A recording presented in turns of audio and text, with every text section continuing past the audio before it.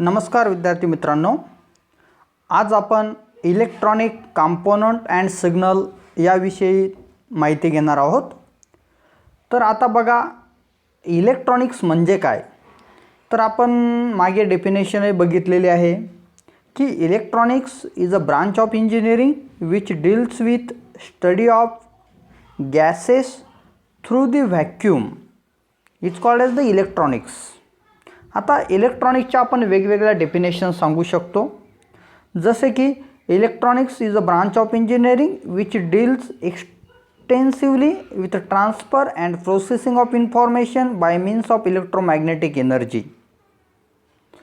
त्यानंतर आपण दुसरी डेफिनेशन सांगू शकतो, electronics is a field of science and engineering which deals with the study, design and use of electronic device which depends on conduction of electricity through a vacuum, gas or a semiconductor। किंवा अजून त्याला एक optional definition आपण सांगू शकतो, electronics is defined as the branch of science and engineering which deals with the electronic device in which the flow and control of electrons takes place through a vacuum, gas और semiconductor media.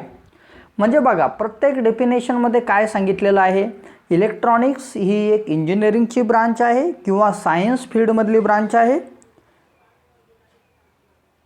की ज्यामध्ये आपल्याला निर्वात पोकळीमधून जे gases flow होतात किंवा semiconductor मटेरियलमधून जो current flow होतो, इलेक्ट्रॉन फ्लो होतात, ओके, त्यामधला जो स्टडी आहे तो आपल्याला इलेक्ट्रॉनिक्समध्ये करायला भेटतो।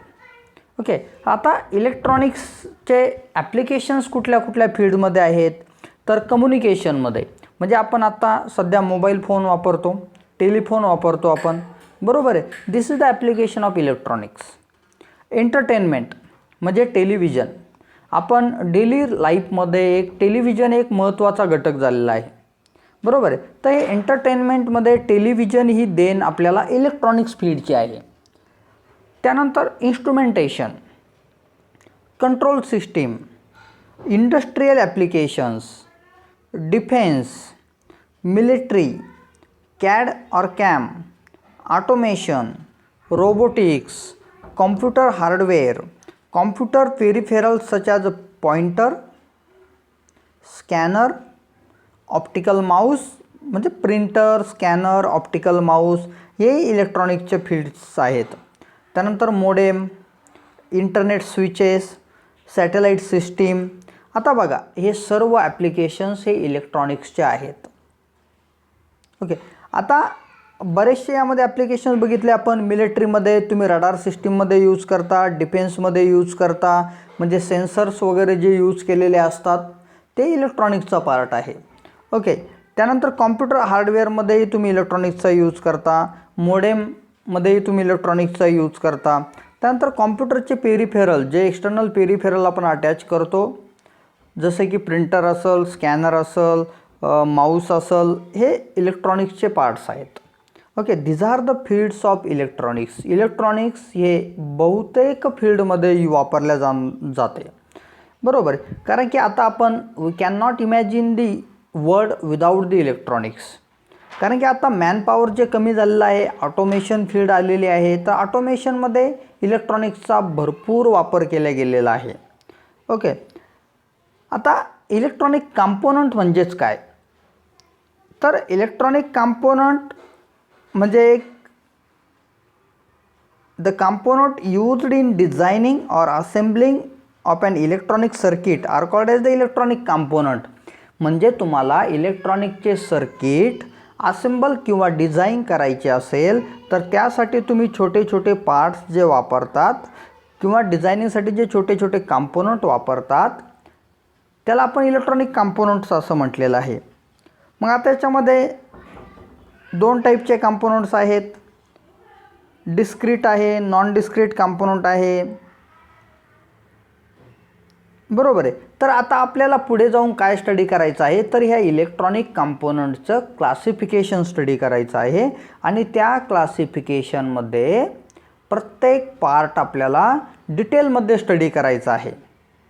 तर क्लासिफिकेशनमध्ये इलेक्ट्रॉनिक कंपोनंट दोन पार्टमध्ये क्लासिफाय होतात. एक आहे पॅसिव्ह कंपोनंट, दुसरा आहे ॲक्टिव्ह कंपोनंट. पॅसिव्ह कंपोनंटमध्ये तीन टाईप्स आहेत. एक आहे रेजिस्टर, दुसरा आहे कॅपॅसिटर, तिसरा आहे इंडक्टर्स. ॲक्टिव्ह कंपोनंट्समध्ये तीन टाईप्स आहेत. एक आहे इलेक्ट्रॉनिक ट्यूब्स, सेमीकंडक्टर डिव्हायसेस आणि ICs. आता बघा, पॅसिव्ह कंपोनंट रेजिस्टर म्हणजे कॅपिटल R ने डिनोट केला जातो, कॅपॅसिटर कॅपिटल C ने डिनोट केला जातो, इंडक्टर कॅपिटल L ने डिनोट केला जातो. ओके, इकडे इलेक्ट्रॉनिक ट्यूब्स आहेत, सेमीकंडक्टर डिव्हायसेस आहेत आणि ICs आहेत. ICs म्हणजे इंटिग्रेटेड सर्किट्स, ज्यामध्ये बरेचशा टाईप्स ऑफ IC आहेत. ओके, आता आपल्याला प्रत्येक कंपोनंट हा डिटेलमध्ये स्टडी करायचा आहे. ओके, आता या ठिकाणी इलेक्ट्रॉनिक ट्यूब्स सांगितलेले आहेत. तर मग इलेक्ट्रॉनिक ट्यूब्स म्हणजे कुठल्या? तर व्हॅक्यूम ट्यूब असेल, गॅस फिल्ड ट्यूब असेल. ओके, आणि सेमीकंडक्टर डिव्हायसेसमध्ये तुमचे डिस्क्रीट कंपोनंट आणि इंटिग्रेटेड सर्किट्स येतात. ओके, आता पॅसिव्ह कंपोनंटचा अर्थ काय होतो, ॲक्टिव्ह कंपोनंटचा अर्थ काय होतो, बरोबर आहे. आता पॅसिव्ह कंपोनंट म्हणजेच काय? A passive circuit element denotes any device or component which does not introduce gain or does not have unidirectional function. म्हणजेच काय? जे कंपोनंट गेन प्रोड्यूस करत नाहीत, म्हणजे स्पेसिफिक फंक्शन परफॉर्म केल्यानंतर आपल्याला स्पेसिफिक आउटपुट ज्यामधून भेटत नाही त्याला आपण पॅसिव्ह कंपोनंट असं म्हणतो. म्हणजेच काय? The component which do not produces gain is called as the passive component. बरोबर आहे. The component which conduct current in both directions are known as the bidirectional devices. म्हणजेच ज्या कंपोनंटमधून करंट हा दोनही डायरेक्शननी फ्लो होतो त्याला आपण काय म्हणतो? बाय डायरेक्शनल डिव्हायसेस असं म्हणतो. The electronic component which bye themselves not capable of amplifying or processing an electrical signal are called as the passive components. म्हणजेच काय? जे कंपोनंट स्वतः सिग्नलला ॲम्प्लिफाय करू शकत नाही किंवा प्रोसेस करू शकत नाहीत त्या कंपोनंटला आपण पॅसिव्ह कंपोनंट असं म्हणतो. बरोबर आहे. आता त्याचे काही एक्झाम्पल्स दिलेले आहेत, जसं की रेजिस्टर, कॅपॅसिटर, इंडक्टर, ट्रान्सफॉर्मर. बरोबर आहे. आता हे इलेमेंट एक सपोर्टिंग इलेमेंट म्हणून वापरले जातात. तर रेजिस्टरचं फंक्शन काय आहे? तर resistor is a device which is use to oppose the flow of current through any material is called as the resistance. म्हणजे कुठल्याही मटेरियलमधून जो करंट फ्लो होतोय त्याला रेजिस्ट करण्याचं काम हा रेजिस्टर करत असतो. बरोबर आहे. म्हणजे हा सिग्नलला कुठेही ॲम्प्लिफाय करत नाही, त्याला कुठेही प्रोसेस करत नाही, म्हणून हा पॅसिव्ह कंपोनंट आहे. दुसरा capacitor. Capacitor is an electronic device which is use to store the energy. Capacitor कशासाठी वापरला जातो? तर एनर्जी स्टोरिंग एलिमेंट म्हणून तो वापरला जातो. त्यामध्ये एनर्जी स्टोअर केल्या जाते. जेव्हा आपण AC सप्लाय अप्लाय करतो त्यावेळेस कॅपॅसिटर चार्ज होतो आणि DC सप्लायने कॅपॅसिटर डिस्चार्ज होतो. ओके, म्हणजे इथे कुठेही सिग्नल प्रोसेसिंग किंवा सिग्नल ॲम्प्लिफिकेशन आलेलं नाही आहे, म्हणजे हा कंपोनंट गेन प्रोड्यूस करत नाही, म्हणून या कंपोनंटला आपण पॅसिव्ह कंपोनंट असं म्हटलेलं आहे. तसंच तुमचा इंडक्टर आहे. इंडक्टर हा कॅपिटल L ने डिनोट केला जातो. मग इंडक्टरचं फंक्शन काय आहे किंवा डेफिनेशन काय सांगू शकतो आपण? तर inductor is an electronic component which is used to oppose any changing current flowing through the circuit. Inductor कशासाठी वापरला जातो? तर सर्किटमधून जो करंट फ्लो होतोय, कमी जास्त होणारा जो करंट आहे त्याला अपोज करण्याचं काम तुमचा इंडक्टर करतोय. पुन्हा क्वेश्चन अराईज होतो, हा कंपोनंट कुठल्याही प्रकारचा सिग्नल प्रोसेस करत नाही किंवा गेन प्रोड्यूस करत नाही. That's why it is called as the passive component. आता पॅसिव्ह कंपोनंटमध्ये तीन टाईप्स आपण बघितले. एक्झाम्पल त्याचे रेजिस्टर, कॅपॅसिटर आणि इंडक्टर. रेजिस्टर R ने डिनोट केला जातो. ओहम हे त्याचं युनिट आहे. कॅपॅसिटर कॅपिटल सीने डिनोट केलं जातं. फॅरेड हे त्याचं युनिट आहे. इंडक्टर हा कॅपिटल एलने डिनोट केला जातो आणि हेनरी हे त्याचं युनिट आहे. ओके, हा झाला पहिला कंपोनंट, पॅसिव्ह कंपोनंट. दुसरा कंपोनंट आहे ॲक्टिव्ह कंपोनंट. आता ॲक्टिव्ह कंपोनंटमध्ये आपण काही एक्झाम्पल्स सांगितलेत, जसे की इलेक्ट्रॉनिक ट्यूब्स, सेमीकंडक्टर डिव्हायसेस आणि इंटिग्रेटेड सर्किटच्या काही IC आहेत. आता पॅसिव्ह कंपोनंटमध्ये आपण सांगितलं the component which does not introduces gain or does not produces any gain is called as the passive component. त्याच्या opposite the component which produces gain or introduces gain is called as the active component or does not have a directional function, bidirectional function. म्हणजेच काय होतं, याच्यामध्ये both डायरेक्शनने तुमचा current flow होत नाही. in this component current conduct only in one direction, therefore it is called as the unilateral device or unidirectional device. जसा passive component हा तुमचा बाय डायरेक्शनल डिव्हाइस आहे, दोनही साईडने त्यामधून करंट फ्लो होतो, तसा ॲक्टिव्ह कंपोनंटमधून दोन डायरेक्शननी करंट फ्लो होत नाही. ॲक्टिव्ह कंपोनंट हा युनिडायरेक्शनल कंपोनंट आहे की ज्यामधून करंट हा तुमचा सिंगल डायरेक्शनमध्ये फ्लो होतो.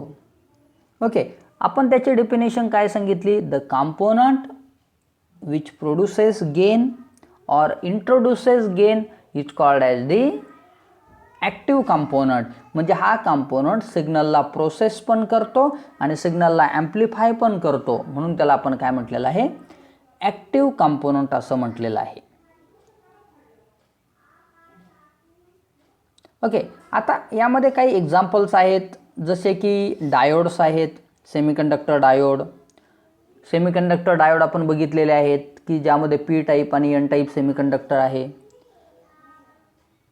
BJTs आहे, ज्यामध्ये की 3 टाईपचे कॉन्फिगरेशन्स आहेत, common base configuration, common emitter configuration आणि कॉमन कलेक्टर कॉन्फिगरेशन. FETs आहेत, ज्यामध्ये 2 टाईप्स आहेत, N चॅनल FET आणि P चॅनल FET. तसाच UJT आहे, PUTs आहेत, SCRs आहेत, डायक आहेत, ट्रायक आहेत, मॉस्फेट आहेत, ICs आहेत. आता हे सर्व ॲक्टिव्ह कंपोनंटचे एक्झाम्पल्स आहेत. म्हणजेच काय, the electronic component which by themselves are capable of amplifying or processing and electrical signal are called as the active component.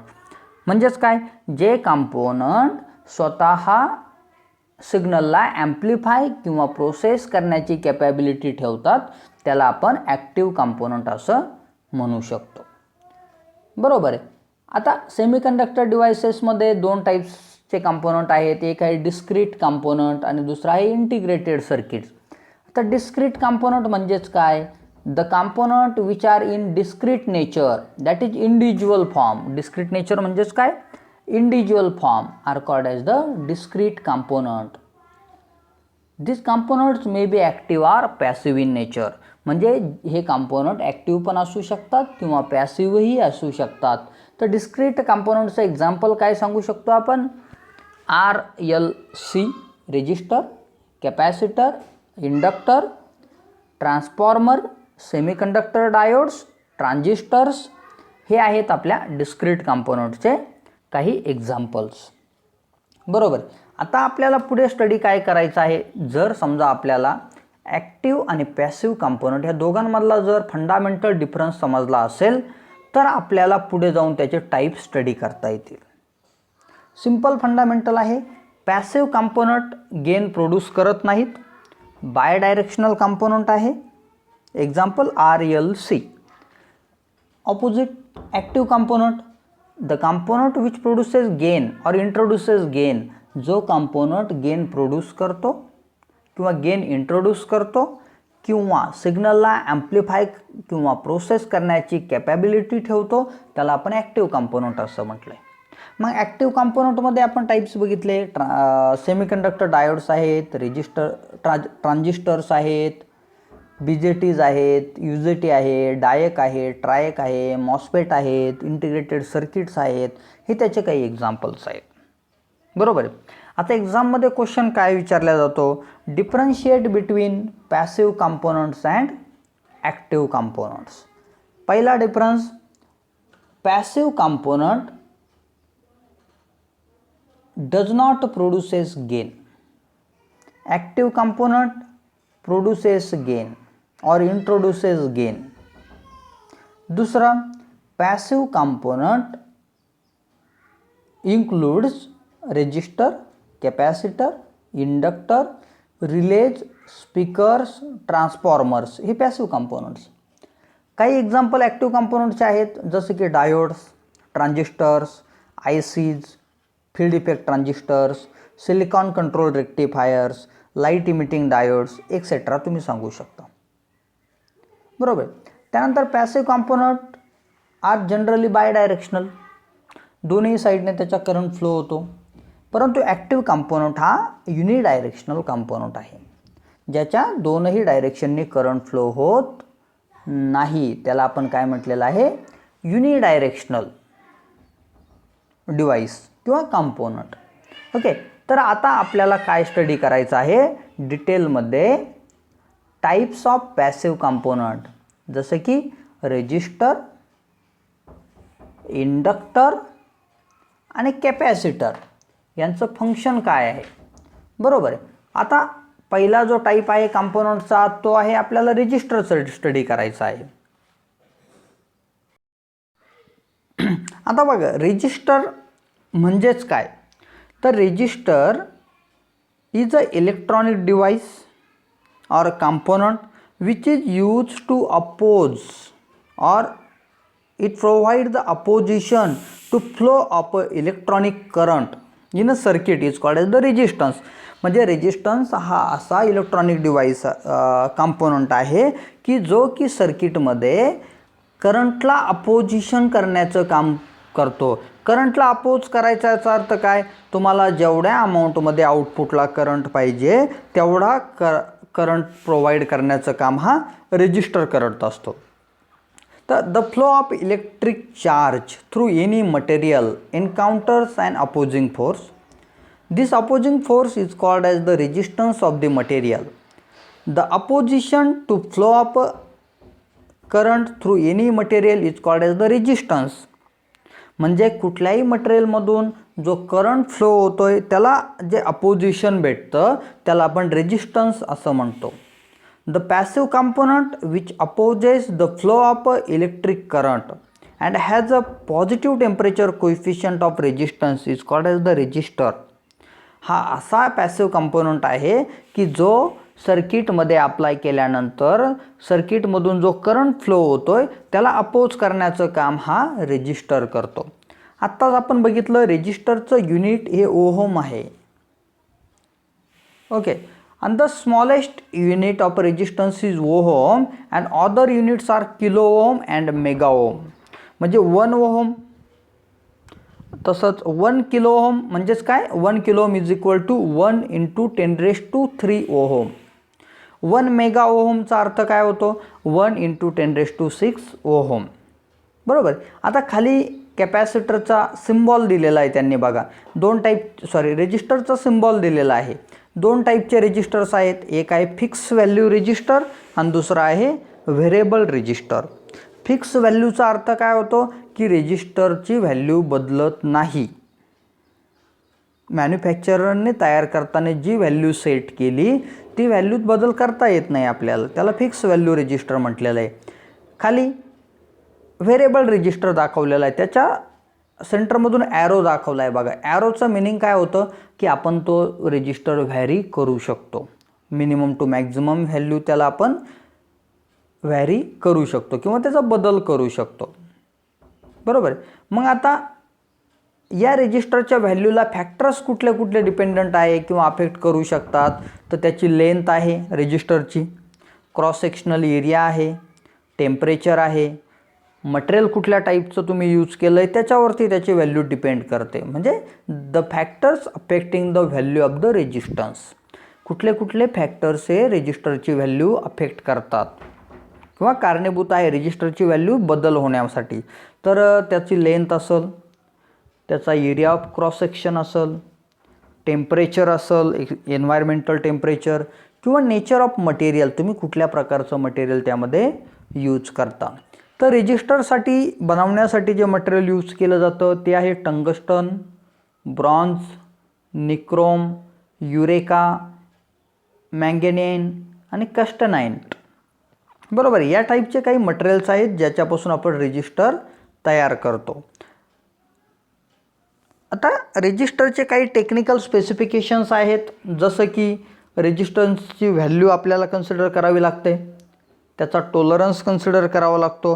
टॉलरन्सचा अर्थ असा होतो की समजा आपण रेजिस्टर तयार केला 2 किलो ओहमचा, 2 किलो ओहम, पण प्रॅक्टिकली जेव्हा तुम्ही त्याला सर्किटमध्ये अप्लाय करता त्यावेळेस त्याच्यामध्ये प्रॅक्टिकली त्या ॲक्च्युअल व्हॅल्यूमध्ये काहीतरी डेव्हिएशन भेटतं. डेव्हिएशन म्हणजे कमी जास्त प्रमाणात ती व्हॅल्यू होते, तर त्याला आपण टॉलरन्स असं म्हटलेलं आहे. पॉवर रेटिंग आहे, मॅक्झिमम ऑपरेटिंग टेम्परेचर आहे, मॅक्झिमम ऑपरेटिंग व्होल्टेज आहे, फ्रिक्वेन्सी रेंज आहे.